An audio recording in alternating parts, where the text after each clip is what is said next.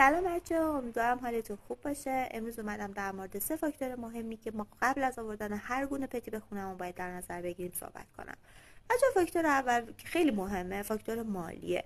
ما باید مطمئن بشیم که از لحاظ مالی اوکی هستیم که غذای مناسب براش فراهم کنیم، دکتر مناسب براش فراهم کنیم و همچنین وسایل بازی و جای خواب مناسب براش فراهم کنیم. دومین فاکتوری که باید در نظر بگیریم فاکتور اعصابه. بچه این فاکتور خیلی مهمه. ما نباید از حیواناتمون مثل یه بچه آدمیزاد انتظار داشته باشیم.